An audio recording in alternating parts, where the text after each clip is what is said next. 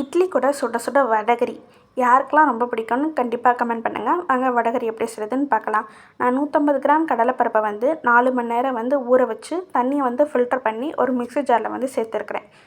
இப்போ கடலைப்பருப்பு சேர்த்தக்கப்புறம் கொஞ்சமாக ஜீரகம், கொஞ்சம் பெருஞ்சீரகம், 3 வத்தல் சேர்த்துட்டு தண்ணி சேர்க்காமல் நல்லா ஒன்றும் பாதியமாக கொரகொரப்பாக அரைச்சி எடுத்துக்கோங்க.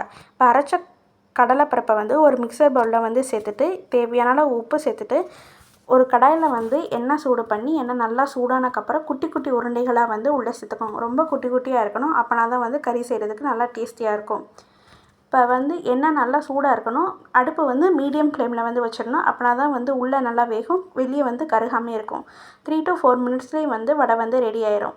இப்போ ரெடி பண்ண வடையை நம்ம இன்னொரு பிளேட்டில் மாற்றிக்கலாம். இப்போ வடகறி செய்கிறதுக்கு ஒரு கடாயில் கொஞ்சமாக எண்ணெய் சேர்த்துட்டு எண்ணெய் நல்லா சூடானக்கப்புறம் கொஞ்சம் கடுகுளுந்த பருப்பு, கொஞ்சம் பெருஞ்சீரகம், நான் ஒரு மீடியம் சைஸ் பெரிய வெங்காயத்தை நல்லா குட்டி குட்டியாக நறுக்கி ஆட் பண்ணியிருக்கேன். வெங்காயம் ஓரளவு பாதி வதங்கினக்கப்புறம் 1 டேபிள் ஸ்பூன் இஞ்சி பூண்டு விழுது சேர்த்துட்டு நல்லா வதக்கி எடுத்துக்கலாம். இது வதங்கினக்கப்புறம் நான் அரை தக்காளி மட்டும்தான் சேர்த்துருக்கிறேன் புளிப்புக்காக. இப்போ வெங்காயமும் தக்காளியும் நல்லா வதங்கினக்கப்புறம் நம்ம இதுக்கு தேவையான மசாலா பொருட்கள் சேர்க்கலாம்.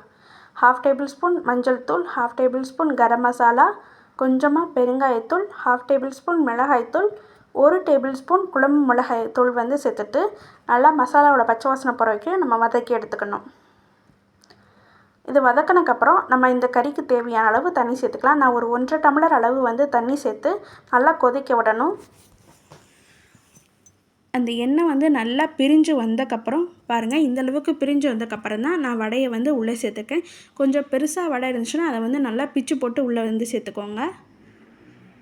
இப்போ மூடி போட்டு 10 மினிட்ஸ் லோ ஃப்ளேமில் வச்சு நல்லா கொதிக்க வச்சு எடுத்துக்கோங்க.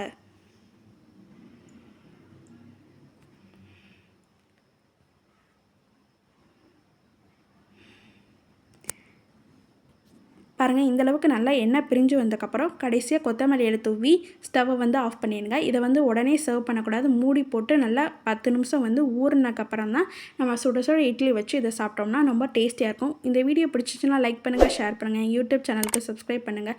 நீங்களும் கண்டிப்பாக ட்ரை பண்ணி பார்த்துட்டு எப்படி இருந்துச்சுன்னு கமெண்ட் பண்ணுங்கள். தேங்க்யூ.